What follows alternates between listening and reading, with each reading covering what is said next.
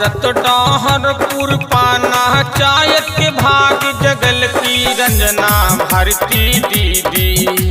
की रंजना भारती दीदी आपन गौवा के मुखिया भलकिन रंजना भारती दीदी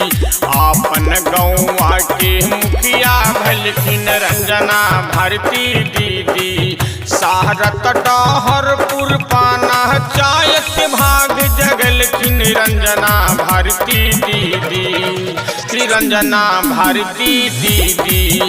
आपन गौवा के मुखिया भलखिन रंजना भारती दीदी आपन गौवा के मुखिया भलखिन रंजना भारती दीदी।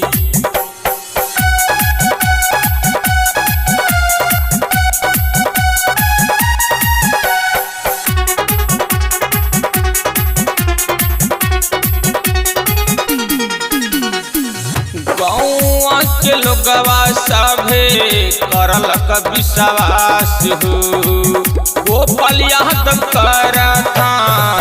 गौवा के विकास हो गौवा के लोगवा सभे करलक विश्वास हो गोपाल यादव करता गौवा के विकास हो गाँव गाँव में गली गली सबके चमकता रंजना भारती दीदी की रंजना भारती दीदी आपन गौवा के मुखिया भैलिन रंजना भारती दीदी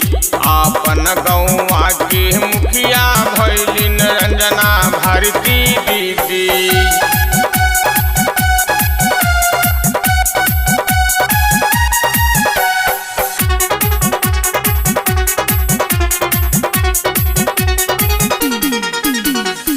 नल शौचालय देती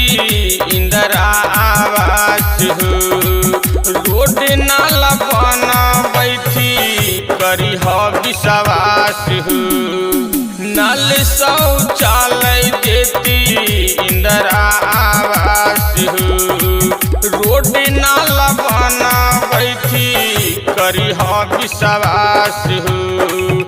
अपना पंचायत के प्रखंड में नाम बढ़ती रंजना भारती दीदी की रंजना भारती दीदी आपन गौवा के मुखिया भलकिन रंजना भारती दीदी आपन गौवा के मुखिया भलकिन रंजना भारती दीदी। आद्या अनब रिकॉर्डिंग स्टूडियो 1 चारी।